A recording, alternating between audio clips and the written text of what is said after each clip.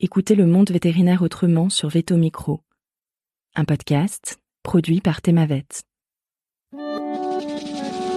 Bienvenue sur la saison 4 de Veto Micro, le podcast numéro 1 de la profession veto.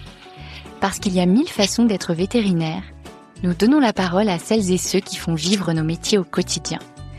En nous partageant leur parcours professionnel, ils interrogent leurs choix, leurs ambitions et leurs doutes. Au travers de leurs histoires et de leur rapport au vivant, ils questionnent aussi l'avenir de notre profession. Nous sommes Colline, Annabelle, Sophie et Marine, 4 vétérinaires multicasquettes, et chaque semaine, nous vous emmenons à la rencontre de consoeurs et confrères aux parcours multiples, inspirants et parfois inattendus. Vous êtes ici chez nous, mais surtout, vous êtes ici chez vous. Belle écoute! Bonjour à toutes et à tous. Aujourd'hui, j'ai l'immense plaisir de recevoir Hélène Tiberghien à mon micro. Salut Hélène, bienvenue sur Veto Micro. Salut Colline. En préparant cette interview, Hélène, je me suis dit, waouh, quelle vie. Ça va être un chouette défi de te présenter. Du coup, j'ai eu envie de tenter quelque chose. Donc voilà quelques phrases pour donner à nos auditeurs et nos auditrices un aperçu, très bref, de ton parcours et de ta vision du monde. Tu t'es dit que te retrouver dans les dernières de classe d'une prépa d'excellence ne t'aurait pas du tout boosté. Tu as fait ta thèse à l'UMES, ce qui t'a permis d'avoir un gros coup de cœur pour la physio. Tu as vécu l'intensité d'un internat NAC. Tu as créé un pôle référé NAC que tu as quitté 5 ans après, parce que notamment les NAC, ça claque. Tu as ensuite intégré un pôle physio à Norvet avant d'en reprendre la direction. Tu as vécu un coup de cœur professionnel et personnel. Tu as aussi perdu ta sœur d'un cancer du sein et tu as transformé ton risque en opportunité d'avoir des seins tout beaux, tout neufs. Tu as aujourd'hui une vie remplie de transmission, de piano et de temps avec tes amis et ta famille et de puzzles aussi. Alors Hélène, ça te fait quoi d'entendre cette introduction ? C'est un bon résumé. C'est assez rigolo de voir un peu tout le parcours effectivement que j'ai pu faire pendant ces années. Ouais, et c'était très synthétique, mais du coup, on va pouvoir avoir le temps aujourd'hui de rentrer dans le détail. Et j'aimerais bien commencer comme ça en disant, je t'ai contacté pour organiser cette interview, je crois que c'était en septembre 2025, quelque chose comme ça. Et là, nous sommes donc mi-janvier 2026, parce que tu étais très occupée la fin d'année 2025. Et est-ce que tu serais d'accord de nous dire dans les grandes lignes qu'est-ce qui a occupé cette fin d'année 2025 qui fait qu'on ne pouvait pas se voir 2 heures pour faire ça? Alors du coup, 2025, ça a été une année hyper remplie puisque j'ai monté en fait un EPU, donc une formation de physiothérapie avec Elsa Yerena, avec Cap Douleur. Donc en fait, c'était 4 jours de formation à créer de toutes pièces. Donc on a vraiment fait des cours sur tous les sujets. Ça représente plus de 1000 slides à préparer, donc c'est quand même pas mal de boulot. D'autant plus qu'Elsa était enceinte cette année, elle a accouché dans l'année, donc ça a été elle aussi une année super intense. Okay. Donc voilà, on a présenté ça en avril et en septembre, donc on avait un truc à préparer pour septembre. J'ai présenté au Congrès national, j'avais 4 sujets et un TD, donc ça c'est pareil, ça demande quand même pas mal de travail en amont. Donc voilà, et j'ai présenté aussi avec des grosses pointures en physiothérapie, avec des bordées de rééducation qui sont quand même peu nombreux. Ok. Est-ce que c'est ton cas ou pas ? Non, moi je suis pas bordée. Moi j'ai passé le DE de physiothérapie à Alfort en 2018, mais je suis pas bordée. En fait, il y a personne qui est bordé en France, donc du coup c'est plus compliqué de se border. Eh oui, forcément, ça demanderait d'expatrier toute la famille pour pouvoir aller te faire border quelque part, quoi. C'est un peu ça, ouais, c'est un peu ça. Qu'est-ce qui te plaît le plus dans ta vie professionnelle aujourd'hui, Hélène ? Eh ben moi j'adore mon quotidien en consultation. Je trouve qu'on a vraiment en physiothérapie un contact avec les gens qui est incroyable. Et un contact avec les animaux aussi qui est incroyable en fait. Comme on les voit de manière répétée, régulière, on les voit aussi suite à des gros traumatismes. Je veux dire, les gens qui se retrouvent avec leur animal qui est paralysé du jour au lendemain, c'est un gros traumatisme. Ils ont souvent besoin un peu de vider leur sac aussi. Et en fait, nous, on est là pour les accompagner, leur donner espoir quand il y en a, hein, pas non plus, leur Oui. vendre du rêve quand il y en a pas, enfin et vraiment de donner à l'animal toutes les chances de récupération, de réussir vraiment à créer un lien avec l'animal parce que si on veut réussir à bien le faire travailler, faut qu'il soit content de venir et qu'on trouve, des trucs qui le motivent. On a vraiment besoin d'avoir un animal qui est content, enfin qui Ouais. est voilà, qui est, coopératif Mmh. et voilà et donc ça, j'adore vraiment au quotidien. Moi, ce que je dis toujours, c'est que, j'ai pas de problème à revenir de vacances. Je me dis pas: «Oh non, je dois aller bosser», quoi. C'est, vraiment j'y vais avec Mmh. plaisir. J'ai la chance aussi d'avoir une assistante géniale et c'est vrai que ça contribue à un bien-être professionnel qui est vraiment chouette, quoi. Donc voilà, moi je vais au boulot tranquille. J'ai pas de stress non plus, hein, dans mon Ah ouais. quotidien puisque, j'opère pas, j'ai pas d'anesthésie, enfin voilà. Par contre, c'est vrai que je parle toute la journée avec, des propriétaires, j'ai des gens toute la journée et ça peut c'est un autre type de fatigue, mais en tout cas, moi, Oui. j'adore. J'adore, j'aime beaucoup le contact, j'aime beaucoup discuter avec les gens et puis, c'est rigolo de voir où les gens emmènent, parce que bon, sur les premières séances, je parle beaucoup, pathologie de l'animal, les conseils et cetera. Quand les gens viennent de manière régulière depuis 4 ans, on parle plus, des exercices, on parle du petit-fils, qui est rentré en Oui. CP, de Oui. enfin, ou de pêche s'ils font de la pêche. Enfin voilà, c'est des Ah ouais, discussions, génial. ouais, qui emmènent un peu à droite à gauche. Moi, j'aime bien Ouais, tu découvres et les gens, en fait. En plus ouais, d'avoir découvert leur animal, tu as l'occasion de découvrir des gens à chaque, consulte, quoi. ouais, c'est ça et de voir aussi un peu comment ils vivent avec leur animal parce que toi aussi, en fait, tes conseils, ils vont dépendre, Ouais. de comment est l'animal, de son caractère, de comment il vit à la maison. Est-ce que, c'est un chien qui promène vachement ou pas du tout? Et en Mmh. fait, moi, en physio, j'ai toutes ces choses-là voilà, que j'aime beaucoup et voilà et puis pas de stress, ça c'est vrai que c'est hyper appréciable, au quotidien. Ouais. Ouais. En tout cas, toi, ce qui pourrait stresser d'autres personnes, de beaucoup parler, beaucoup écouter, beaucoup discuter, toi, ça te stresse pas du tout et c'est du kiff, quoi. Non, j'aime bien. Ouais, ouais, Ah j'aime génial. beaucoup. J'aime beaucoup, j'aime beaucoup et à côté de ça, du coup, j'ai le côté un peu, formation, biblio Oui.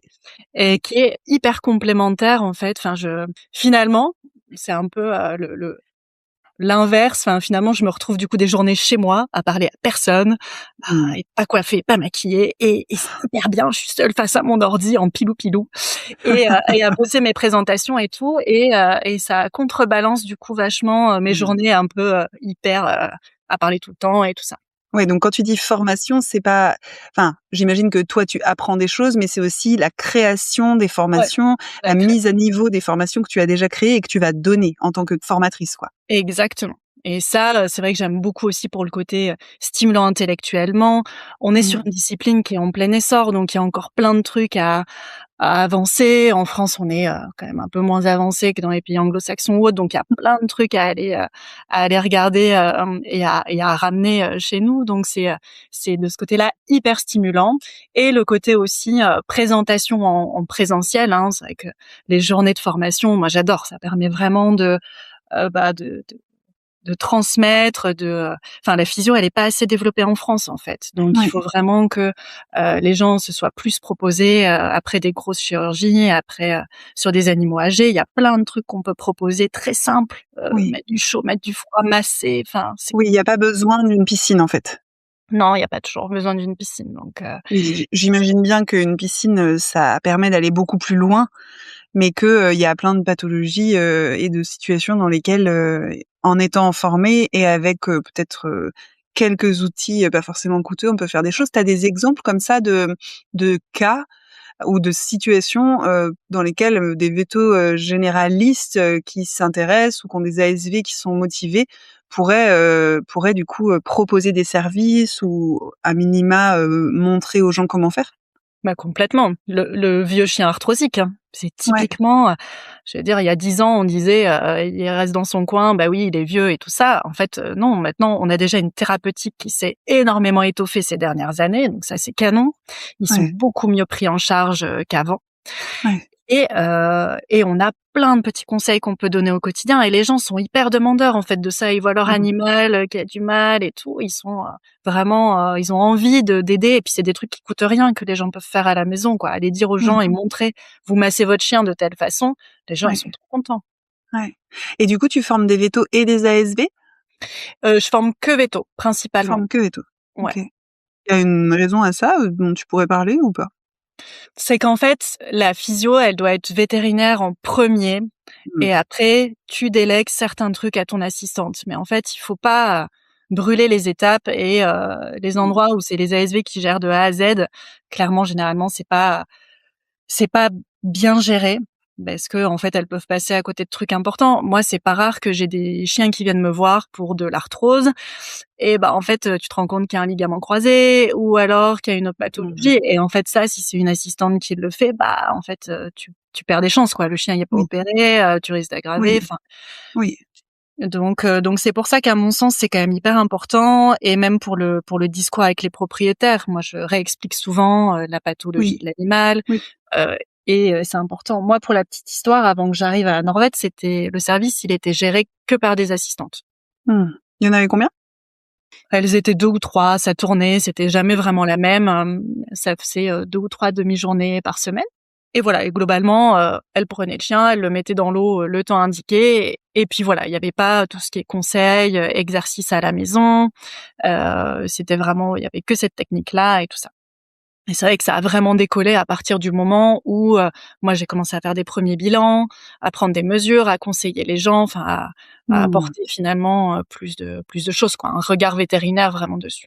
Oui, c'était plus, fait de manière professionnelle et ce que j'entends, c'est que du coup, une manière de le dire et tu me corriges si c'est pas approprié, c'est que ça reste une discipline médicale et que Oui, du coup, il faut une personne, docteur qui a la formation notamment, comme tu disais, pour pouvoir, diagnostiquer ce qui aurait pu ne pas être diagnostiqué. Ce qui parce que du coup, ce que je comprends, c'est qu'il y a des gens qui viennent te voir en première intention? ouais, ça peut arriver, ouais. Ça peut arriver. Donc Ouais, là, ouais. c'est vraiment d'autant plus important que, il y ait un regard, véto, pour, pas passer à côté, comme tu disais, d'un ligament croisé ou d'autres choses qui pourraient être à l'origine, ou en tout cas, être un facteur, qui va forcément, moduler les chances de l'animal, en fonction, quoi. Ouais, complètement. OK. OK. Tu disais que tu avais une super, ASV. Est-ce que c'est, ton coup de cœur? Ouais, ça a été vraiment un coup de cœur, professionnel, ouais. Moi, j'ai commencé, toute seule, j'ai été pendant 2 ans, toute seule et puis mes plannings étaient pleins. Donc j'ai été, voir les chefs en disant: «Là, j'ai besoin de quelqu'un pour m'aider pour pouvoir, Ouais, proposer, enfin avoir plus de patients» ouais. et du coup, j'ai une ASV qui est arrivée et rapidement, on s'est vraiment, bien entendu sur la manière de gérer les animaux, sur, le planning, sur, c'est vrai elle est ultra passionnée aussi, de physiothérapie. C'est sûr que pour une ASV, c'est hyper chouette de faire de la rééducation, quoi. Ce côté, contact avec les animaux, contact avec les gens, c'est hyper intéressant Mmh. et ouais, c'est vrai que rapidement on s'est hyper bien entendu et on a la même vision, quoi. Ouais. Sur du long terme, on peut réfléchir à du développement, comment développer le service. Des fois, on se fait des Mmh. brainstorming sur, qu'est-ce qu'on pourrait améliorer et tout ça et c'est hyper chouette d'avoir quelqu'un, avec qui on peut vraiment réfléchir ensemble, quoi. Oui et puis ça aide, pour, avoir envie de retourner au travail et d'y aller le cœur léger. D'être trop contente de retrouver sa collègue, c'est sûr que c'est un facteur non négligeable et là, tu y es depuis combien de temps? Ça fait 8 ans. Ça fait 8 ans Ouais, et ça fait aujourd'hui, ça se passe comment, avec le reste de l'équipe, dans la tu vois, le fait de te référer, de t'envoyer les cas, de te sentir appartenir, c'est comment pour toi maintenant? bon, ça va maintenant, j'ai du coup, on est plusieurs, vétos à bien s'entendre, avec qui on sort régulièrement, et cetera. Avec l'équipe, bon, je vois beaucoup la chirurgie forcément, hein, parce que Mmh. c'est beaucoup de cas hors top, de chirurgie, donc on a régulièrement des discussions sur, tel cas qui va mieux, moins bien, lui, D'accord. rediscuter opération et tout ça, donc on se tient au courant régulièrement des cas et non, ça va bien. Ouais. Voilà, on va aussi en hospice, s'occuper de certains animaux quand il y a besoin, ils viennent nous chercher et nous dire: «Ah Mmh. lui ça fait 3 jours qu'il s'est pas levé, ce serait peut-être bien qu'il ait un peu de physio», enfin voilà. D'accord et c'est un service qui fait quelle taille aujourd'hui, le service de physio? Globalement, moi j'ai entre, 50 et 70 rendez-vous par semaine OK. de consultation, suivi, et cetera et là du coup, j'ai moi et j'ai du coup 2 assistantes. OK. D'accord. Donc Delphi qui est avec moi depuis 5 ans Oui. et une autre assistante qui est là depuis 6 mois. OK, donc si je comprends bien, il y a Delphi qui est arrivée, il y a 5 ans et à ce moment-là, est-ce que ça a été officialisé que tu étais, sa manager ou sa supérieure? Il y a eu quelque chose de très explicite ou pas? Comment c'était, déjà cette, mise en lien où toi, tu as une personne dans ton équipe, avec qui tu travailles et qui n'a pas le même rôle, là? Oui, après, bon, elle dépend de la structure, hein. Elle est employée par la structure, c'est pas Mmh. moi qui l'emploie. Mmh. Mais après, le fait que je sois moi veto et elle assistante, finalement, la hiérarchie, c'est toujours, c'est faite, naturellement, quoi. Il y a pas eu de souci particulier. Pour les propriétaires, ça a pas toujours été facile au début parce qu'en fait, D'accord. ils avaient toutes les séances avec une veto et puis, ben, là, du coup, il fallait que Delphi, fasse sa place, Ouais, et qu'elle était assistante et pas veto. Donc d'accord. voilà, puis les gens avaient l'habitude avec moi, ils me connaissaient bien, donc il a fallu, l'introduire progressivement, auprès des Mmh. propriétaires, mais elle est adorable et ça s'est rapidement bien passé, ouais. Comment tu as fait, si tu te souviens, hein, de certaines choses, mais concrètement, comment tu as pu t'y prendre pour faciliter comme ça le fait d'intégrer Delphi et d'aider les gens à adhérer au fait que ce soit elles, qui puissent prendre en charge leur animal? Alors déjà, elle est restée en formation avec moi pendant, hyper longtemps. Enfin, en fait, avant qu'elle commence à gérer des cas, enfin seule, j'étais à côté, hein, mais Mmh. qu'elle ait la suivi, la séance entre les mains. Globalement, elle est donc restée avec moi, je sais plus 2, 3 mois. Mmh. Le temps aussi de lui faire les cours puisque en physiothérapie, elle connaissait rien du tout, ce qui est bien normal. OK. Et donc le temps de lui faire les cours, de réviser l'anatomie avec elle, de réviser les pathologies, enfin vraiment, je l'ai vraiment complètement, formée dessus. Donc et j'ai attendu que ce soit elle qui me dise, Ouais, je me sens de faire des séances, moi-même. ouais, trop Voilà. bien. Mmh. Et aujourd'hui, en tant qu'assistante, au-delà de la partie, du coup diagnostic, est-ce qu'il y a d'autres choses qu'elle n'a pas le droit de faire et qui sont des gestes, réservés, à toi qui es véto? Ouais, en physiothérapie, il y a pas mal de bah, évidemment tout ce qui est, injectable, et cetera, quand il y a des médicaments, tout ce qui est prescription d'ordonnance. Hem, le protocole, globalement, c'est moi qui le fais, hein, Oui. c'est moi qui dis: «Il y aura à peu près tant de séances, on va faire ça, ça, ça, telle technique», et tout Oui, ça. Le laser thérapeutique, ça ça, elle a c'est à pas le peu droit. près non. Ouais, Mmh. OK. Hem et là, aujourd'hui, est-ce que tu te sens, manager parce que tu as une équipe de 2, même Mmh. si, l'équipe, elle a changé, du coup, j'entends, il y a 6 mois. Est-ce que tu te sens manager? Tu te regardes comme ça? Tu parles de toi comme ça ou pas du tout? C'est comment pour Comme on est une petite équipe, j'essaie vraiment d'avoir une bonne cohésion, en fait. C'est hyper Mmh. important pour moi qu'on ait, une bonne cohésion et puis ça se ressent aussi, pour, les propriétaires et tout ça, hein, Mmh. s'il y a pas une bonne ambiance ou autre. Donc j'essaie vraiment de qu'il y ait une bonne cohésion, que ce soit, gagnant-gagnant et que ce soit pas je tire la couverture à moi pour, en avoir le plus. C'est vraiment qu'on essaie que tout le monde ait l'impression que ce soit juste, quoi. Que ce soit sur la répartition des samedis, des vacances, tous ces trucs-là. Essayer vraiment que et voilà et en tout cas avec Delphi, ça a toujours bien fonctionné. Mmh. Et avec la nouvelle, comment ça se passe, depuis qu'elle est arrivée? Et avec la nouvelle, ça se passe bien. Comme elle est partie cet été, mon ancienne assistante, on a pris quelqu'un en remplacement parce qu'on était sous l'eau et qu'on était à 2 pour gérer le boulot de 3 et que moi j'avais tous les congrès à préparer, et cetera. Donc en plus, bah ouais, d'habitude c'est moi qui fais tampon en fait quand il y a un surplus d'activité, c'est moi qui fais Mmh. tampon. Et là en fait ça du coup c'était pas possible donc elle est arrivée dans une période un peu bousculée et tout ça et elle, venait tout juste d'être diplômée. Et en l'occurrence, cet été, j'ai eu une ancienne, assistante, enfin la sœur d'une assistante qu'on a à Norvète et qui s'est fraîchement diplômée et que j'avais failli prendre à l'époque, mais que j'avais pas pris parce qu'elle avait pas encore, son diplôme, de GIPSA et cetera et de se dire de faire en alternance en faisant que de la physio, ça marchait pas bien Mmh. et mais qui était humainement, super chouette et vraiment adorable et voilà et donc on a, décidé de la prendre.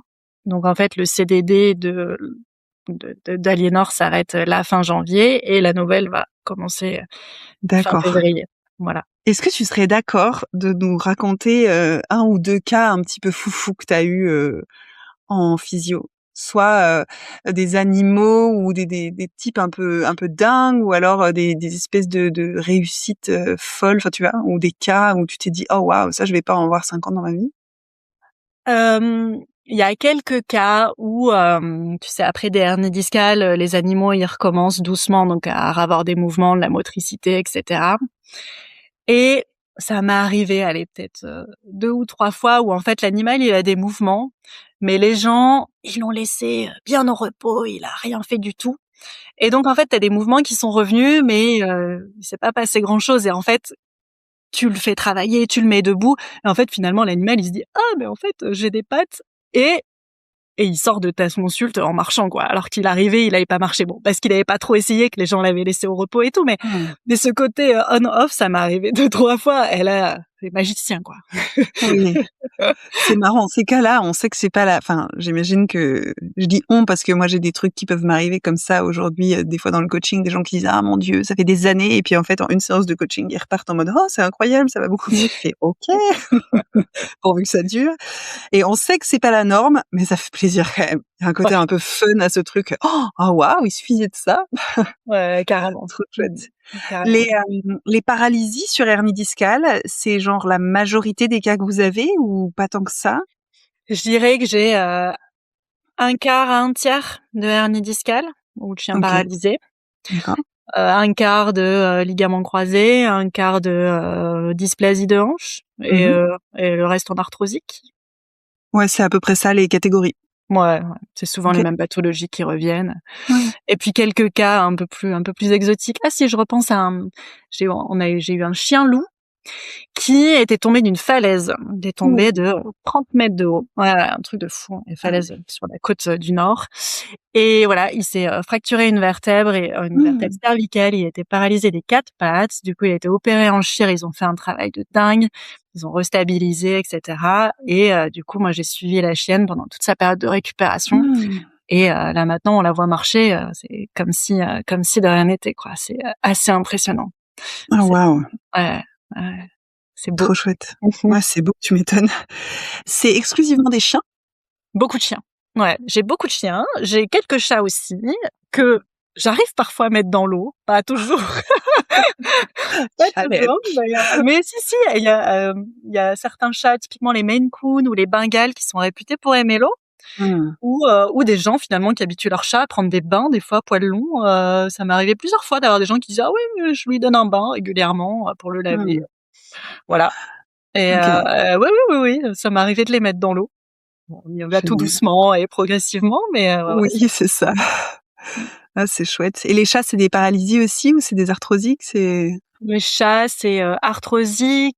J'ai eu, exarrhès tête-col, pas OK. mal. Mmh. Les coincés dans les oscillobattants, j'en ai eu 2-3 aussi. Ah ouais, ça Ouais, c'est ça, ouais, et fractures après, pas mal. ah oui, bah oui, c'est sûr que les chats, ça casse assez souvent.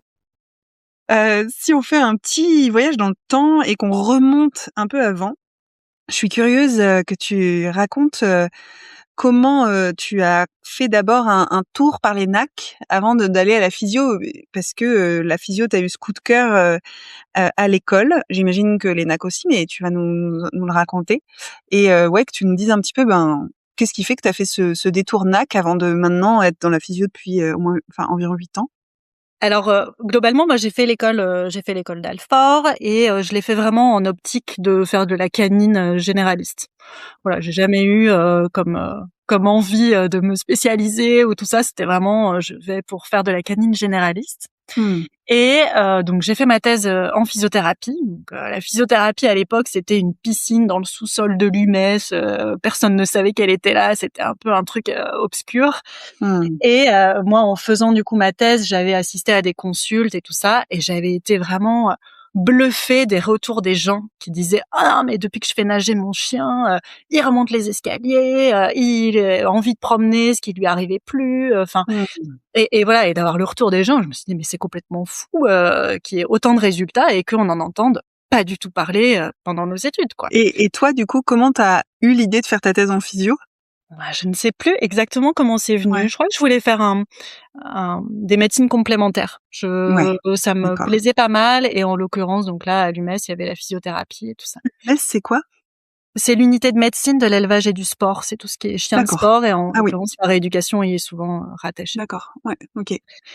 Voilà. Donc moi, ça a été vraiment, je me suis dit: «Mais waouh, il y a des super résultats, mais Mmh. personne ne le sait, quoi». Mmh. Et en plus, alors je crois que, les présidents de l'UMES et les chirurgiens de l'hôpital ne s'entendaient pas extrêmement bien, ce qui fait que les D'accord. chirurgiens ne recommandaient pas du tout d'aller en rééducation à l'UMES, ce qui est dommage, parce que du coup, il y a plein de cas qui auraient pu en bénéficier ou autres, mais généralement, le discours, moi, que j'avais entendu à l'hôpital, c'est que, c'était pas indispensable et que ça servait pas à grand chose. Alors que, quand j'entendais le retour des propriétaires, je me disais: «Non, mais en fait, il y a un écart de dialogue, enfin de communication complet, quoi». Oui. Et donc la dernière année, j'ai fait ma spécialisation en canine et j'ai pris un optionnel NAC parce que en vétérinaire, généraliste, on voit forcément un petit peu de NAC et que je me suis Oui. dit: «Bah, pour pouvoir soigner un lapin, je fais l'optionnel NAC». Donc voilà, Mmh. c'était, 6 semaines, je crois, que j'avais, bien aimé. Et voilà, et sortant de l'école, je m'étais dit: «Je me sens pas encore, hyper à l'aise si jamais on me ramène un lapin en consulte. J'ai peur de pas encore, super bien le gérer». Je pense qu'1 an d'internat NAC, ça pourrait toujours être intéressant, mais j'ai pas fait toutes mes études en me disant: «Je ferai du NAC», quoi, pas du tout. Ah ouais. Et puis tu t'es dit: «Je vais faire un internat NAC, Oui, 100%, c'est ça. pour les lapins». Bah, ils en ont de la chance. Et voilà. Et donc puis en plus pendant mon optionnel, j'avais trouvé ça fun, de voir les autres espèces, enfin Ouais, voilà, j'avais trouvé ça, assez sympa. Et voilà, et donc j'ai postulé, à un internat NAC, à Lille, puisque je venais de Lille. mmh. Et voilà, et j'ai été prise. Et du coup, là, je me suis dit: «Waouh! Allez, c'est parti!» Et donc j'ai dû commencer mes premières gardes, où on me ramenait un Pogona, un Hara, un Gris du Gabon, à devoir faire mes premières gardes. Ça a été, assez intense et assez stressant parce que, bah, forcément, enfin, quand tu sors de l'école, c'est pas évident et puis, beh, comme le dit l'adage, hein, les nacs ça claque, hein, donc Ouais, commencer sa première année après l'école avec des nacs, c'est pas pour la confiance en soi, c'est pas toujours le mieux. ouais, Mais est-ce que, voilà, ça reste quand même des animaux fragiles, mais voilà. Puis c'était une année qui a été du coup assez intense. On était 2 internes pour le coup. J'étais avec Céline qui était, incroyable. On avait vraiment une entraide qui était canon. mmh.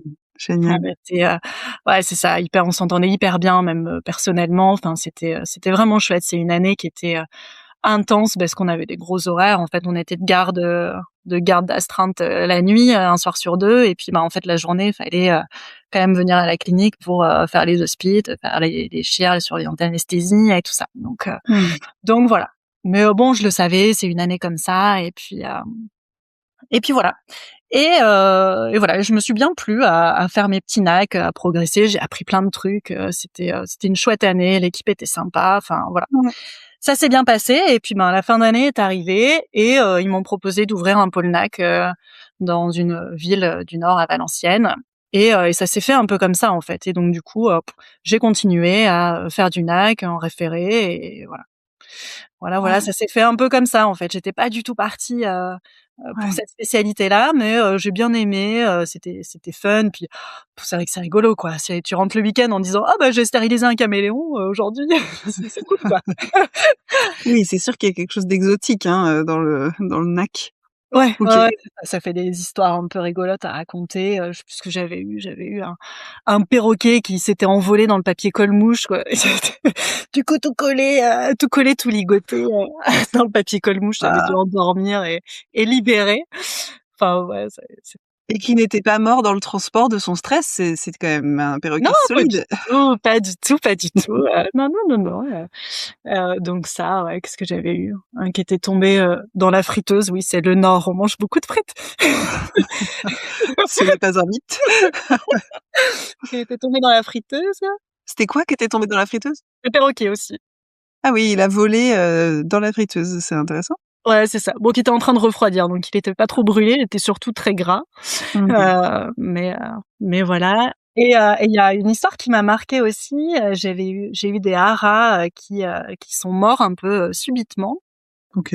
et en fait, c'était, une intoxication au monoxyde de carbone, et en fait, moi, c'est du Ah. coup en questionnant vachement les gens et tout ça, en fait, à la fin de la consulte, j'ai dit: «Mais en fait, vous rentrez pas chez vous».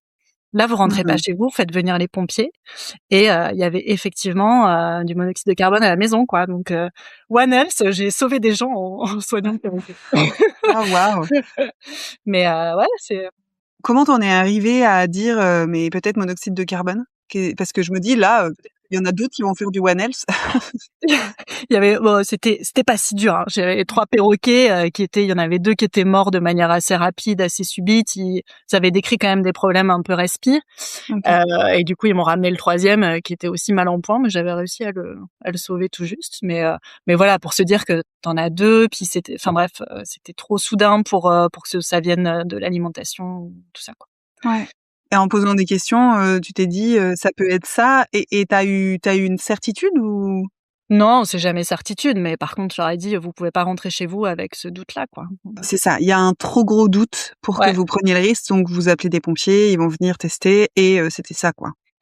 Ouais, et j'ai dû les convaincre. Les gens, a pris ça un peu à la légère, quoi. J'ai dit, j'ai dû vraiment insister. Je crois même, je me demande même si c'est pas moi qui ai appelé les pompiers en disant: «Vous allez à telle maison», avec les Ah gens, ouais! parce que ils se disaient: «Oh, vous pensiez vraiment? Mais non, on va voir si ça passe», et tout Oui, ça. parce que vous allez pas passer la nuit, c'est ça qui va se passer, en fait. Vous allez mourir dans votre sommeil, en fait. C'est parce que le monoxyde de carbone, c'est vraiment, le tueur silencieux, quoi. Ouais, C'est tu te sens pas trop bien, tu t'installes, tu as un petit mal de tête, tu t'endors et puis tu te réveilles jamais, quoi. exactement. Donc bah, dis donc, bravo. Qu'est-ce qui a fait que tu as arrêté ce projet-là? Qu'est-ce qui a fait que j'ai arrêté ce projet-là? Globalement, c'était très sympa, mais financièrement, j'avais un contrat de collaboration qui était, pas génial. OK. Et et voilà, et je pense que je gagnais, comme une assistante vétérinaire, ou enfin voilà, c'était vraiment, Mmh. pas OK. beaucoup. Donc j'adorais ce que je faisais, mais bon, au bout de 3-4 ans, à un moment, on se dit que financièrement, il est quand même temps de voilà, de gagner un petit peu plus. Donc j'avais commencé par prendre un boulot 1 jour par semaine en canine Mmh. pour, voilà, pour avoir un salaire, enfin pour compléter, quoi. Ouais. Pour compléter, et puis voilà. Donc globalement, financièrement, tu t'y retrouvais pas. Tu as Mmh. commencé à compléter, avec, de la canine. Mmh mh. Comment ça s'est fait pour que tu en arrives à faire, du coup, aujourd'hui tu fais 100 de physio, on est Ouais, d'accord, hein, vu 100% ton physio. année, 2025, je me doute un peu. Comment ça s'est fait la transition, de NAC avec, NAC plus canine avec, ensuite 100 physio? Et ben, en fait, j'ai appris qu'ils cherchaient quelqu'un en physio, un véto en physio à Norvète, hein, ça s'est fait un Ah peu par ouais, hasard. ouais, Et donc moi j'ai sauté sur l'occasion, quoi. Je me suis dit: «Je sais que de toute façon, tôt ou tard, je partirai des NAC», et voilà, et je OK. savais qu'il y avait plein de trucs à faire en physio, donc j'ai changé mes jours de NAC pour des jours de physio en gardant quand même de la canine, à côté. Et puis après, progressivement, pour répondre à la demande, j'ai passé tous mes jours en physio. C'était comment pour toi de retourner en canine, généraliste? En tout cas d'avoir un premier poste de canine généraliste en sortant d'école, sachant que du coup, ça faisait quelques années que tu en avais pas du tout fait et que tu l'avais jamais fait dans un cadre où tu es vraiment, véto généraliste de jour, quoi? C'était Ça a pas été, super facile, surtout de me remettre pour les chirurgies. J'étais hyper Ouais. stressée en chirurgie. Bah ouais. Bah, bienvenue. J'avais mal au ventre avant d'opérer, tout ça, tout ça. Ouais. Et non, ça a pas été super facile. Après, je c'est une véto qui était toute seule, donc c'était un cabinet, toute seule, une véto qui est hyper bien, hyper brillante, et qui, gère vraiment bien, enfin une bonne canine généraliste. Ouais. Et du coup, que j'avais un peu peur de décevoir, que voilà, j'avais beaucoup de stress Ouais. sur mon poste de canine, généraliste. J'aimais bien, j'étais contente de retrouver. C'était aussi un petit cabinet, il y avait quand même pas mal de vaccins, et cetera. Mais dès qu'il y avait des cas un peu plus complexes, j'avais toujours peur de passer à côté de quelque chose. Voilà, j'étais pas mal stressée. Ouais. Donc Du coup, ça t'a fait du bien aussi, à la détente, et à l'épanouissement d'arrêter, pour baisser en stress, quoi. oui, ouais. D'autant plus pour aller, comme tu dis, dans un job où pour toi, il y a pas de stress ou quasiment pas, quoi. Tout à fait, sauf Ouais. quand je présente au congrès ou dans les Génial. formations. Ma transition À chaque rêvée. fois à chaque fois, j'ai une grosse boule au ventre avant. Bon, une fois que c'est lancé, Mmh. après ça va tout seul, mais Ouais. juste avant, à chaque fois je me dis: «Mais pourquoi tu t'infliges ça? Mais pourquoi tu peux pas rester tranquille avec tes petits patients au quotidien? Pourquoi tu es obligée d'aller présenter devant tout le monde?» Et pourquoi alors? Qu'est-ce qui fait que malgré Mmh. l'inconfort, malgré tout le travail que ça demande et cetera et alors que tu adores ce que tu fais au quotidien, qu'est-ce qui te motive à dire, oui et à faire ces congrès, ces formations? Parce que je suis convaincue que, c'est ultra intéressant en fait, que ça aide à mort les animaux, qu'ils en bénéficient énormément, qu'il faut que ça se développe en fait. Moi je le fais pour ça, je le fais pour que, pour qu'on en parle plus, pour qu'il y ait plus d'animaux qui en bénéficient, parce que je suis ultra convaincue, par ma discipline. C'est vraiment Ouais, tu as envie d'être porte-parole quoi, même si c'est inconfortable, il y a une part de toi qui a envie oui, que ça se sache, genre: «C'est super, il faut que vous découvriez ça». exactement. Génial et ça te fait le même effet quand tu es devant une salle, en conférence et quand tu es devant des personnes en formation ou c'est pas tout à fait, Non, alors il y a le nombre de personnes qui varie quand même, hein. Quand on est en formation, c'est souvent 10-15 personnes, donc c'est un moins mmh, gros auditoire qu'en congrès. Il y a aussi le niveau des personnes qui sont, aussi devant, hein, c'est vrai que ça m'est arrivé aussi de présenter à des séminaires de physiothérapie, donc là, on n'est que entre, vétérinaires physio, en France, donc c'est pareil, des gens quand même, mmh. assez avertis, qui savent de quoi ils parlent, sur lesquels il faut quand même, leur apporter des choses, quoi. Si c'est pour leur dire, «On peut masser, mettre du chaud», ça, ils le savent depuis 10 ans déjà. Oui. Donc voilà, c'est de réussir à apporter aussi, selon l'auditoire qu'on a en face, des trucs intéressants à dire, quoi. Et ouais, tu m'étonnes. Tu disais tout à l'heure que, tu avais pu, travailler là avec des vétérinaires bordés. C'était pour le congrès de la VAC que tu as fait ça? Ouais. Ouais et du coup, tu avais co-animé une conf, il s'est passé quoi? Eh ben, on a présenté en fait, c'est des sujets, tu sais, c'est des thèmes où il y a 5 sujets. Et donc moi, je présentais, 3 sujets et l'autre présentait 2. Et en fait, ce qui est difficile, c'est que juste avant, je ne les connaissais pas. Donc en fait, on s'est Ah oui. rencontrés le matin. Et donc le Ah matin, j'ai dit: «Ah salut, je crois qu'on présente ensemble, demain». Et du coup, on a discuté, ça a été des échanges, ça a été, une super belle rencontre, pour le coup, ah Diane, génial. c'est quelqu'un de hyper intéressant, hyper passionné de rééducation aussi, donc ça a été une belle rencontre. Mais c'est vrai que, c'est pas évident d'ajuster, les présentations pour être sûr qu'on soit dans le même axe et bon, heureusement, on avait la même vision et Oui. les mêmes discours, mais c'est vrai que, voilà, non, on n'a pas pu c'est pas une vraie co-animation en tant que telle. Ouais, d'accord. Vous êtes, l'une après l'autre en espérant qu'il y ait pas des méga contradictions. Je crois que c'est dans le comportement qu'il y a vraiment, 2 courants de pensée Tout à où, fait. du coup, selon que tu es dans un courant de pensée ou dans l'autre, possiblement, tu es totalement pas d'accord avec ce qu'est en train de dire la personne à côté et j'imagine que ça peut un peu perdre, l'auditoire ou en tout cas, ça fait des gens qui vont choisir quel courant de pensée leur convient le mieux. Mais c'est un peu challengeant, quoi, d'avoir une personne surtout que l'autre est bordée alors, Mmh. bon, mais tant mieux si pour toi c'était une belle rencontre et que ça te donne envie de recommencer ça? Du coup, d'avoir vécu ça comme ça, même s'il y avait un peu l'inconfort de last minute, je te rencontre, tu aurais envie de le refaire ou? Oui, oui, oui, oui, oui, oui. Alors, tu m'aurais parlé, 30 minutes avant ma conf, je t'aurais dit: «Mais plus jamais, plus jamais j'accepte, plus jamais». Oui, oui, après c'est toujours intéressant, ça et puis ça force aussi à aller chercher de la biblio, Ouais, préparer le sujet, se reposer des questions. Moi, j'aime bien ça. Ça ouais, me rechallenge, intellectuellement, ouais. OK. Bon, on a pas mal parlé, de ta vie, professionnelle et j'aimerais bien qu'on fasse un petit détour par ta vie, perso. Tu es aujourd'hui, maman de 2 enfants.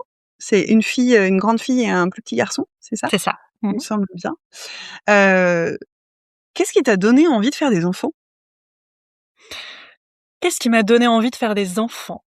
Ou comment t'en es arrivé à les avoir? Parce que peut-être c'était pas de l'envie, puis ils sont arrivés, mais il y a peut-être une autre manière de poser la question. En tout cas, comment ça se fait là que tu en as 2 et que tu en as fait? Non, ça a été une suite logique. Moi, j'ai rencontré mon mari, quand j'étais en 2e année, d'école véto, voilà, on s'est mariés, juste après l'école véto. Enfin, c'était un Mmh. peu la suite logique. On savait qu'on voulait des enfants tous les 2, Ouais. on en voulait 3 à la base. Mon mari aimerait toujours bien en avoir 3. Avec le quotidien bien rempli qu'on a, c'est Toi, t'es c'est plus moi si qui sûre. ouais, c'est ça. Mais voilà, c'était un peu une suite logique. On savait qu'on avait envie, voilà, d'avoir des enfants pour, partager, plein de choses à leur apprendre, plein de beaux moments à vivre avec eux, c'est ouais. Mmh. Et comment ça s'est intégré, l'arrivée de cette première petite fille, dans ton quotidien professionnel? C'était globalement, au moment où j'ai commencé ma canine généraliste. D'accord. En fait, ce qui s'est passé, c'est que, je faisais mon AC et je m'étais dit dans ma tête: le jour où j'aurai un enfant, enfin, je fais mon enfant et après je chercherai un autre poste et cetera». Mmh. Et en fait, globalement, ça a mis 1 an et demi à arriver et donc au bout d'1 an et demi, j'ai fini par me dire: «Bon, bah, je vais quand même aller, postuler ailleurs, voilà, on va pas attendre. En fait, si ça met 5 ans à arriver, je vais pas non plus, Ouais. rester X temps, on sait jamais combien de temps ça peut mettre». Donc voilà, donc j'ai, postulé, pour ce poste en canine généraliste et pendant l'entretien, je lui ai dit: «Par contre, je préfère être transparente avec vous, il y a un projet bébé, ça fait déjà 1 an et demi, mais voilà, je préfère être transparente». Et elle l'a plutôt bien pris, en me disant: «Bah, merci d'être transparente» et voilà, et en fait, j'étais enceinte 1 mois après. Donc j'étais hyper contente de l'avoir dit parce que sinon, j'aurais eu l'impression de faire le truc à l'envers ou tout ça, alors que Mmh. voilà un peu comment ça OK. s'est fait. J'ai, accouché, très prématurément. Juliette, elle arrivait avec 2 mois d'avance. J'ai accouché à 7 OK. mois. J'ai fait une OK. prééclampsie. Je me suis mise à gonfler. C'est marrant, les animaux n'en font pas, du coup moi ça m'a pas tiltée en fait, hein. Je me suis mise à D'accord. gonfler, j'avais les jambes un peu gonflées, le visage un peu bouffi et je me souviens, on a même rigolé avec mon mari en disant: «Ouais, tu es toute bouffie, qu'est-ce qui se passe et tout?» Et puis, bah, en fait, non, non, je faisais de l'œdème, j'étais vraiment, en prééclampsie, donc ils ont fait une césarienne, ils m'ont stabilisée 2-3 jours et puis, césarienne en urgence Ah ouais. et voilà et un petit bébé de 1,8 kg, à la naissance, voilà.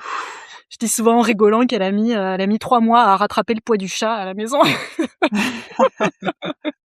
Mais voilà, mais tout s'est hyper bien passé.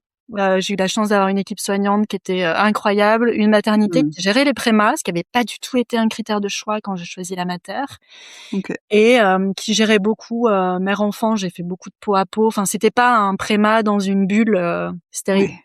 Et parce que toutes les maternités fonctionnent pas pareil, hein, sur les prémas, Oui. puis en plus, Oui. du coup, c'était il y a 9 ans, donc il y a encore eu du changement depuis, mais voilà et donc j'ai eu cette chance-là. J'ai eu la chance d'avoir une chambre rapidement avec elle, parce que parfois les prémas, en fait, il y a 4 chambres enfin, à l'époque, il y avait 4 chambres pour 20 prémas. Donc Mmh. en fait, si tu as pas de chambre, bah, en fait, tu fais les allers-retours tous les jours. Tu es sur un fauteuil pour Mmh. passer la journée avec ton bébé, mais tu es pas présente avec ton bébé, la journée. Ah ouais. Oui, Donc donc j'ai eu toi, tu cette as eu du bol chance-là, sur ça, ouais. ouais, ouais, ouais et tout s'est bien passé. Elle a bien récupéré, bien grandi, elle a eu une sonde, elle a été, hospitalisée à domicile après pendant 1 mois et elle OK. avait une petite sonde mais voilà, une sonde quand tu es véto, c'est pas grand-chose, hein, c'est l'entourage était impressionné en disant: «Oh là là», mais en C'est fait, une sonde, naso-œso? ouais, ouais, ouais. Ouais, Bah, c'est hyper pratique capillaire. du coup, tu sais, quelle quantité ils ont bu, je trouvais ça très pratique. OK. Et en tant que soignante, c'était comment pour toi, d'être de l'autre côté et d'être celle qui a besoin de soins, d'être celle qui a un bébé qui a besoin de soins? Comment tu as vécu ça?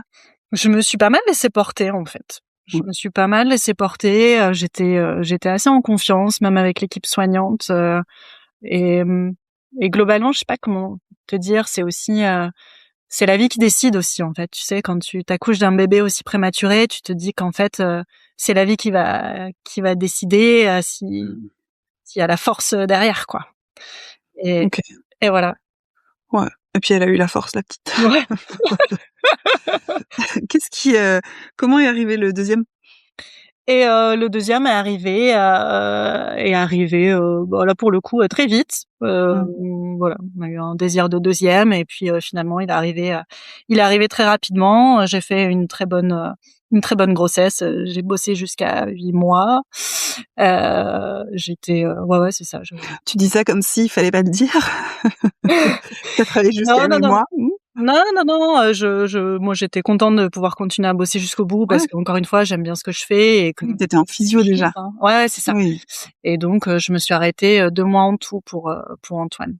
Ouais. J'ai repris assez vite, mais en fait, j'ai arrêté en mi-temps. En fait, j'ai fait, tu vois, sur le dernier mois, j'avais réduit mes horaires pour faire des Mmh. demi-journées, ce qui me permettait de m'allonger, de me reposer quand physiquement c'était dur avec la fin de grossesse. Ouais. Et j'ai repris aussi plus tôt, mais en faisant des demi-journées, et ça m'a fait finalement quelque chose de beaucoup plus doux qu'en Mmh. fait, arrêter brutalement. Et pareil, quand tu as ton petit bébé, que tu te dis: «Ah là là, lundi prochain, je vais devoir, recommencer mon 35 heures ou enfin, Ouais. ma semaine complète», ça paraît des fois une énorme falaise. Mmh. Alors que là, de me dire que je reprenais par demi-journée, ça me permettait de me reposer si j'avais besoin de me reposer, de passer du temps avec mon bébé si j'avais envie. Et j'ai trouvé que je me suis arrêtée, tu vois, moins longtemps, mais finalement, j'ai trouvé que ça, c'était hyper bien fait. Ouais, ça t'a bien convenu, Mmh. que ça se fasse comme Complètement. ça.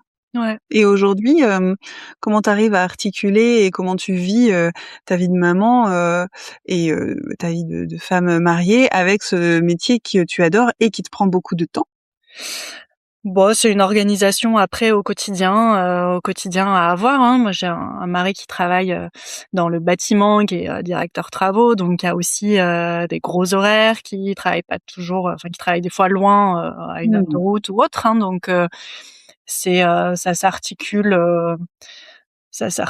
bien. Il y a forcément des petits moments où c'est un peu plus fort, quand il y en a un qui est malade ou autre. Après, j'ai la chance Ouais, d'avoir mes parents, qui sont pas trop loin, ouais.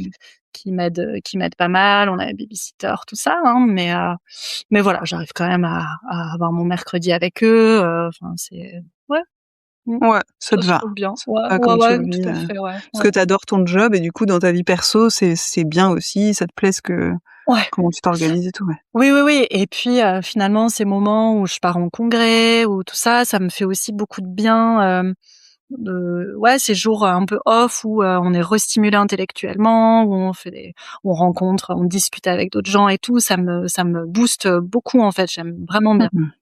J'aime vraiment bien, et Ouais, puis dans ces cas-là, c'est papa qui gère très bien, pendant ces périodes-là, ouais, ouais, c'est bien.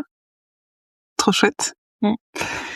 Est-ce que tu serais d'accord pour qu'on parle, de, tes sœurs et de Ouais. ce que vous avez traversé ensemble?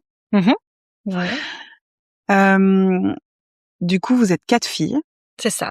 et en 2019, c'est l'aînée, Mmh mh. heu, qui est tombée malade, qui a développé un cancer du sein Ouais. et elle a fait des analyses qui ont montré qu'il y avait un gène, responsable de ce cancer, Mmh c'est mh. ça? Ouais, c'est ça. Et suite à ça, comment ça s'est fait pour que le reste de la, sœurerie, je ne sais pas comment on dit quand ce n'est que des filles, comment ça s'est passé pour que, les 3 autres, se fassent tester? C'est les médecins qui vous l'ont recommandé, vous l'avez décidé seul? Comment vous avez fait ça?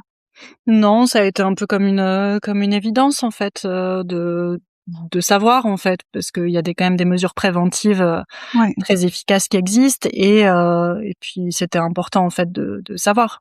D'autant plus que ma sœur aînée, c'était un cancer quand même assez agressif, hein, des cancers qu'on appelle, triple négatifs, qui du coup ne répondent pas à Mmh. l'hormonothérapie, et cetera. D'accord.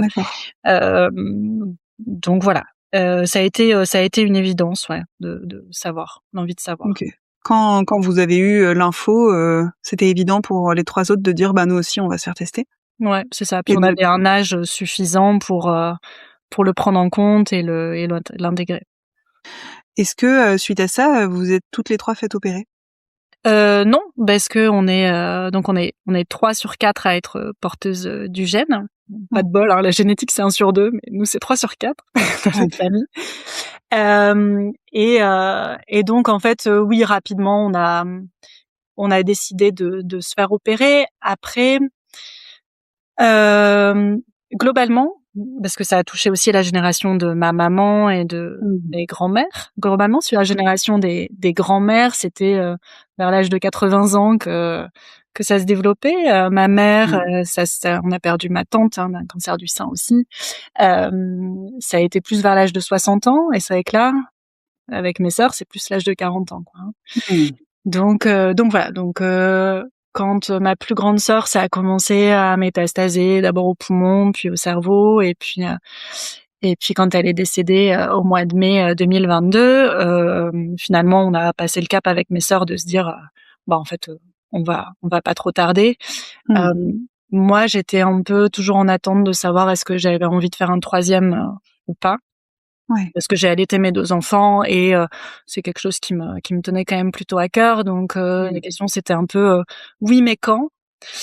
Et voilà. Et donc ma deuxième sœur a prévu son opération, pour le mois de septembre. Et au mois de juin, donc 1 mois après le décès de ma plus grande sœur, on lui découvre un cancer du sein. Également. Donc là, gros coup de massue, à peine remis, enfin même pas remis du deuil en fait, de ma plus grande sœur. Mon autre sœur qui en développe un, c'était c'est sûr, ça a été hyper dur. Et puis de se dire en plus que à 3 mois près, elle avait pris la décision chirurgicale, quoi. Enfin, c'est vraiment, c'est un peu injuste, quoi. Mais voilà. Donc analyse, etc. Et puis c'est vrai que quand on est porteur du gène dans ces cas-là, c'est tout de suite gros traitement, quoi. Peu importe la taille ou tout ça, c'est tout de suite chimio, radiothérapie. Enfin voilà, tout ce qui, toutes les joies liées à ça. Ils sortent l'artillerie lourde direct. Ouais, quoi. exactement. Ouais. Ils prennent pas de risques, mais parce que les études montrent que c'est plus rapidement agressif, invasif et tout ça. Donc voilà. Globalement, les statistiques, je crois que sur la population normale, c'est une femme sur 7 qui va développer un cancer du sein. Quand on est porteur du gène, c'est plutôt 8 sur 10.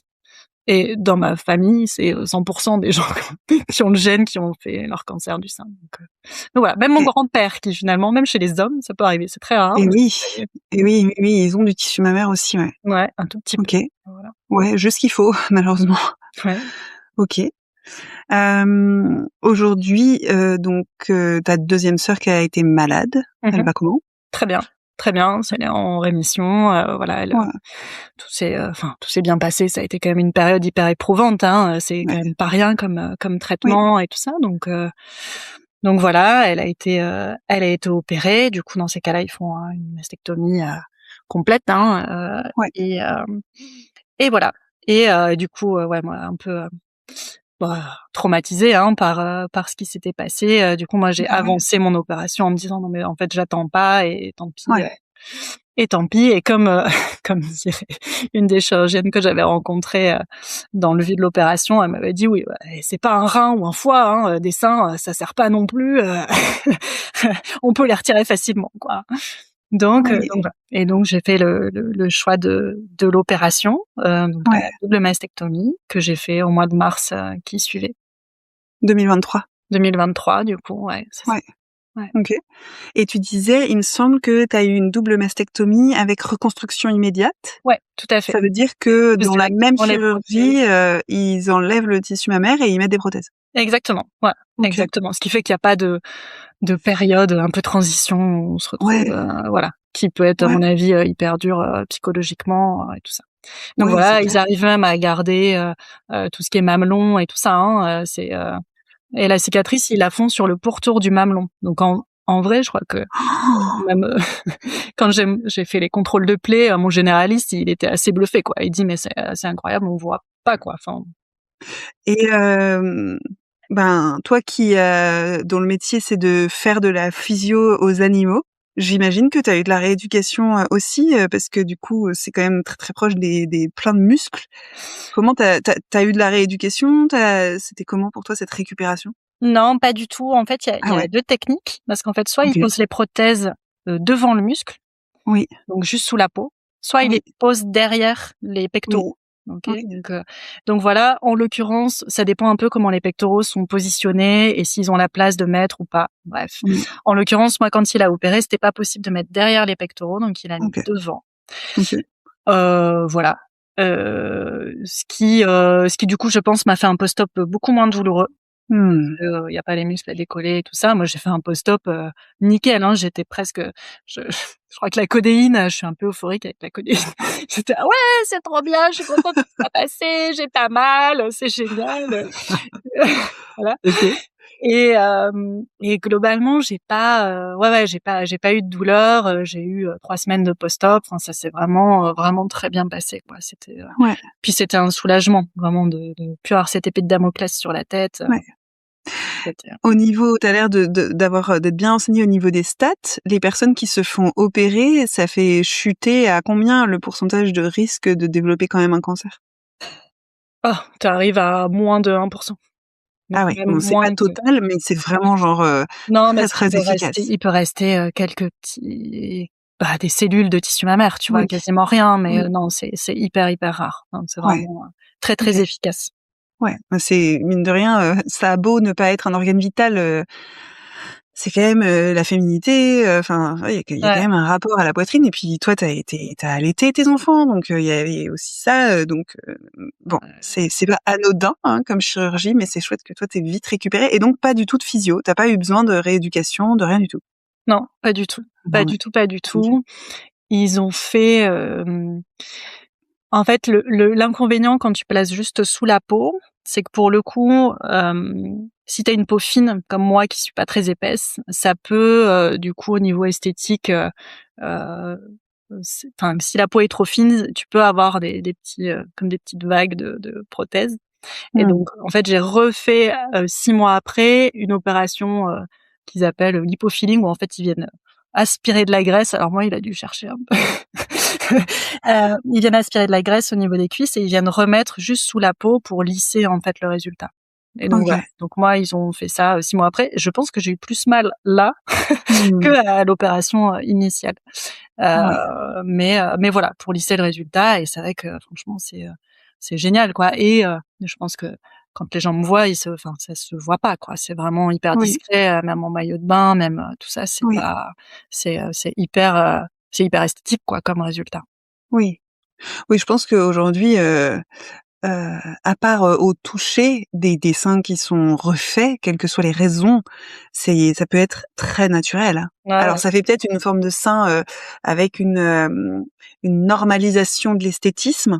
C'est-à-dire que tu vas probablement pas avoir des seins un peu poires ou Mmh. avec des formes un peu, surprenantes parce que la prothèse elle est ronde et tout, ça fait Ouais, une belle jolie ouais. pomme, quoi. Mmh. Mais, c'est vrai que à moins de toucher et d'avoir touché déjà des prothèses, enfin, bah, en fait, ça se voit pas. Mmh. C'est Ouais, hyper bien fait. On ouais. n'a pas Lolo Ferrari avec des énormes trucs, Ouais, non, non, puis tu choisis en fait, hein, tu Oui, choisis, la taille que tu veux, et tout ça. ouais, Puis, après, les chirurgiens, ils sont là aussi pour te conseiller en fait, en te oui, disant: «Voilà, tu avais à peu près ça, on peut mettre ça». oui. Ils Tu vont pas as pris comme avant ou tu as pris un peu plus grand? j'ai gagné un tout petit peu au Un change, tout petit je peu. ouais, j'ai Tu as dit: transformé «Allez, un risque en opportunité, hein, tant qu'à oui, c'est ça. faire, Je prends un petit peu plus». Oui, oui, ouais, c'est pourquoi ça. pas. OK.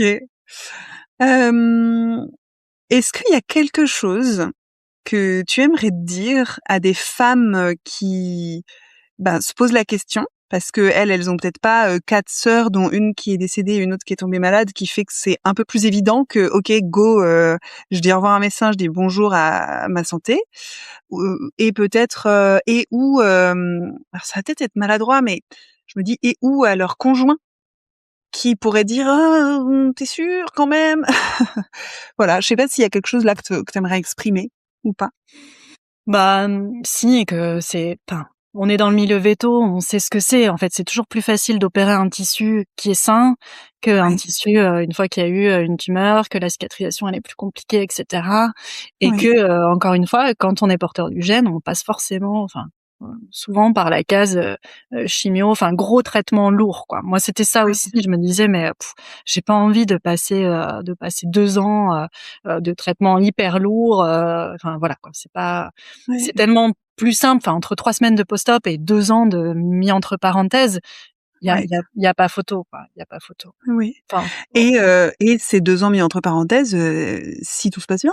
ouais, en plus, Parce ouais, qu'en bien fait, sûr. selon le Ouais, type ouais, de cancer, selon à quel stade il est détecté ou quoi, bon, ça ouais. peut, malheureusement, se terminer, Mmh. autrement qu'une rémission, comme ta deuxième sœur, hein, donc Ouais, tout à fait. Ouais, ouais, ouais, c'est OK. clair. Donc Ouais, donc pour toi, si on a un diagnostic, faut pas se poser trop de questions, quoi, avant 40 ans, se faire opérer, c'est une bonne idée, quoi? moi, dans mon cas, oui. Sans recommander, mais en tout cas, toi, tu inviterais les gens à Dans mon cas, oui et en cas, oui. moi, ce qui m'a encore enfin bref, moi j'ai, mon rendez-vous de contrôle parce que du coup, quand tu es porteur, ils font des IRM tous les 6 mois Tous les donc 6 mois, toute ta vie? ouais. Ah waouh! Ou OK. tous les ans. Attends, je sais plus. Bon, tous les ans ou tous les 6 mois, bref. Ouais. Et donc moi, ma sœur m'annonce par téléphone, parce qu'elle est pas dans la région, qu'elle a son cancer du sein. Et manque de bol, moi, mon IRM, il tombait le lendemain. Ouf! Le lendemain, je suis dans l'IRM, pas encore digéré l'annonce de la veille. Enfin bref, évidemment, hyper compliqué. Et cette fois-là, ils me disent, on va rapprocher le prochain contrôle. Il y a une petite zone où on n'est pas sûr. Ouais. Oh putain. Et donc là, Waouh. ils ont dit on refait un IRM dans 3 mois pour être sûr. Et donc là, ouais, ça a été les 3 mois, je pense Tu les plus passé longs 3 mois? ouais, bah ouais. Oui, Pourquoi ils font pas une biopsie ou un truc? Ils peuvent pas? je sais pas, je pense que c'est pas assez, enfin ils étaient rassurants en fait en disant: «Bon, c'est probablement rien, mais machin». Si on reste du coup dans des sujets, perso, tu as parlé, dans tes loisirs, on va finir sur, un peu de léger avant de terminer, mais on a ça en commun, les puzzles. Ah! On en discute? Pourquoi tu fais des puzzles toi? Qu'est-ce qui te fait kiffer là-dedans? Alors, ça a été un pur hasard. Enfin, un pur OK. hasard. En fait, on est allé chez une copine veto d'ailleurs, passer un week-end et en l'occurrence, mon fils de 3 ans a éclaté le puzzle de leur petit garçon pendant qu'il était parti et donc Oups. je me suis retrouvée à, réparer le puzzle du petit garçon en me disant: «Mais waouh, mais j'avais oublié à quel point c'était trop cool de faire du puzzle!» Mmh. Et en fait, ce côté, ultra concentré, c'est un peu, qui ça fait beaucoup de bien, en fait. Quand on a une vie un peu à 100 à l'heure, où on réfléchit à 1000 choses en même temps, où on est Ouais. souvent coupé dans ce qu'on fait et cetera, il y a un côté hyper concentration, dans le puzzle qui est, vraiment hyper agréable et où je me suis surpris. Moi, tu m'aurais dit que je faisais du puzzle, je t'aurais dit: «Mais non, c'est un truc de vieux, c'est un truc de vieux, c'est hyper ringard, jamais je ferais du puzzle». Ah!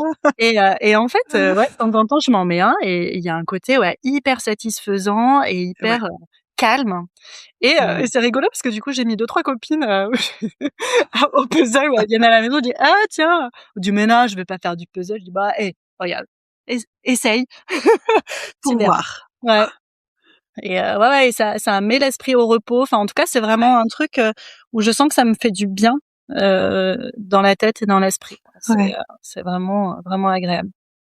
Et est-ce que ça te fait aussi, cette espèce de petit kiff? Parce que chaque pièce est une satisfaction. Tu as au moins autant de moments de satisfaction que de nombre de pièces. Et même plus puisque chaque pièce va avec plusieurs. Mais tu vois, il y a vraiment quelque chose de quand tu fais du puzzle, tu passes des heures à être là: «Hi hi, j'ai trouvé, hi hi, j'ai Ouais, trouvé». c'est vrai. Oui, c'est vrai, c'est vrai. Et il y a un moment, je trouve, où ton cerveau, il se met à être un peu tout seul. Tu sais, tu as la pièce dans la main et tu sais pas pourquoi, il te dit: Oui, «Là». c'est ça. Et quand tu arrives à ce moment-là, tu te dis: «Mais waouh!» J'ai l'impression même plus réfléchir, ça se fait tout seul, c'est fou.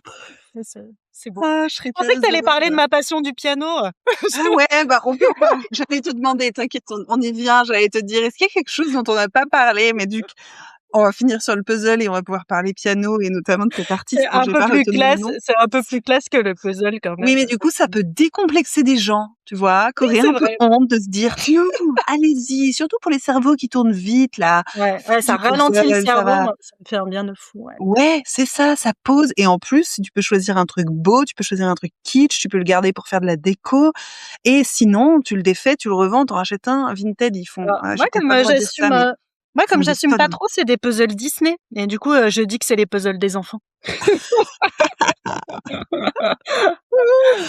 J'adore.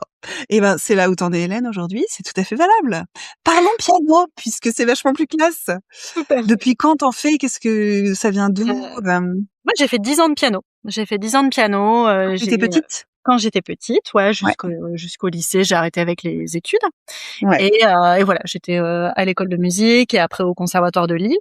Quand même un ouais. niveau, OK.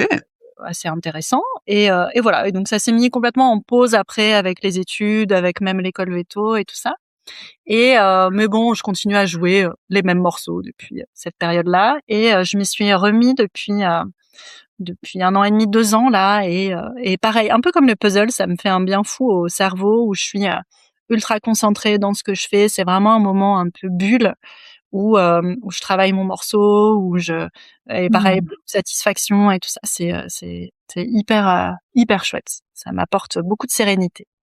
Trop bien. Pendant la préparation de l'interview, tu m'as mentionné un nom à côté de l'activité piano. Tu as écrit Sofiane Pamart. Tu Ouais, peux nous en dire quelques mots? Qu'est-ce qui fait que tu m'as parlé de lui? parce que c'est en partie grâce à lui que je me suis remis au piano. C'est un compositeur actuel. Alors c'est assez marrant parce que c'est un artiste. C'est lui qui a fait du piano lors de la cérémonie d'ouverture des JO, tu sais, avec Juliette Armanet qui chantait. Voilà, ces D'accord. pianistes-là. Ok. Et en fait, il fait à la fois des collabs avec des rappeurs, des trucs comme ça, où il fait les instrus piano qui vont avec ça. Et il a aussi composé des albums de piano uniquement qui sont, à mon sens, incroyables et qui sont vraiment... enfin, c'est magnifique, quoi. C'est vraiment un compositeur de haut niveau. Et c'est vrai que du coup, j'en ai travaillé pas mal depuis de lui et c'est vraiment ouais, ça a été une belle découverte et je sais que c'est très très ressourçant en tout cas pour moi. Sofiane Pamart. Enfin bref, l'album Planète, Noche, il y a beaucoup de À découvrir. ouais, vraiment, vraiment, Est-ce que vraiment. tu joues parfois pour des personnes, pour ta famille, pour des potes, ça t'arrive, ou à la gare? Tu fais partie de ces gens qui jouent à la gare?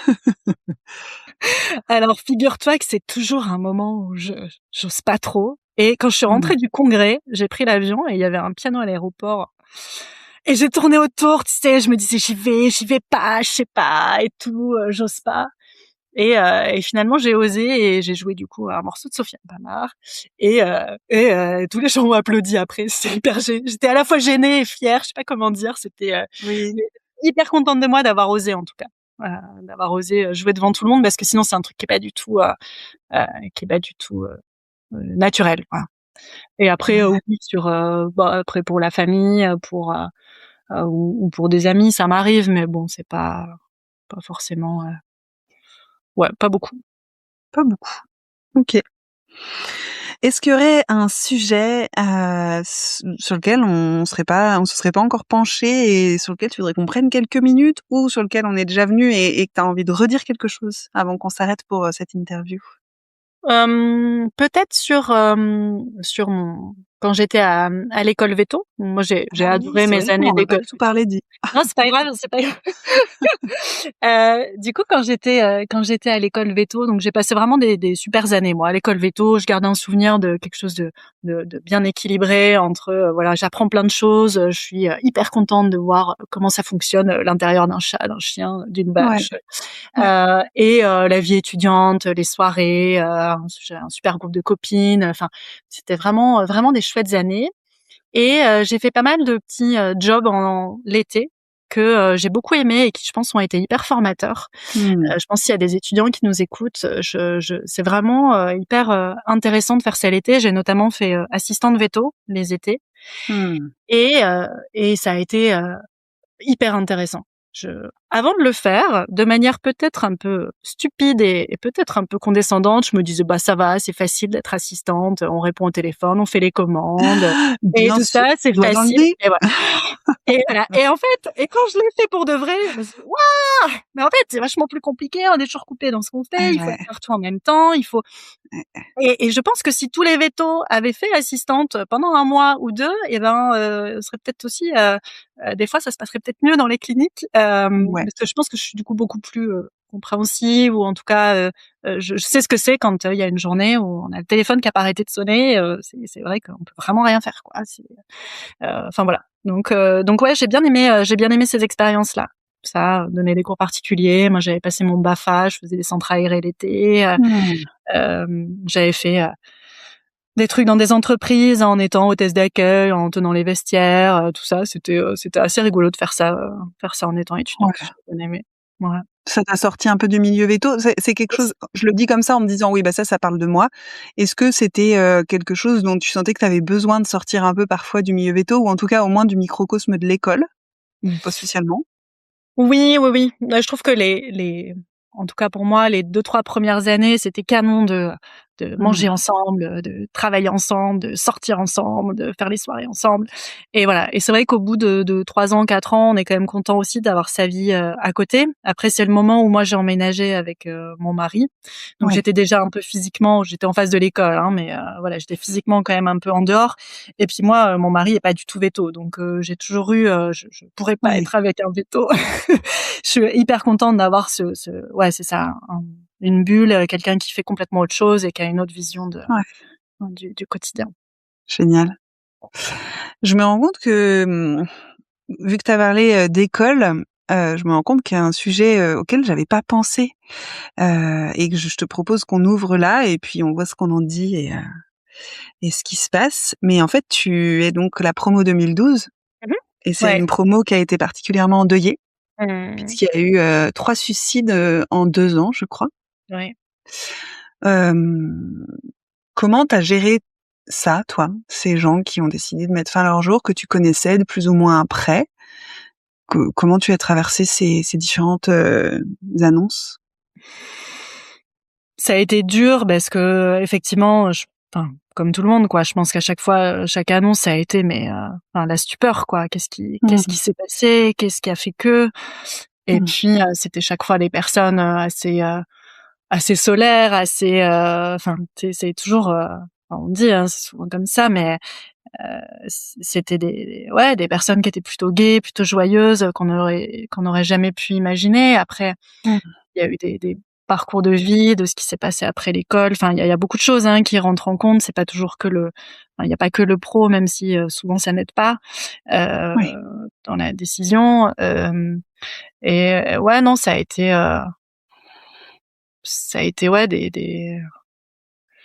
des moments compliqués, des moments compliqués.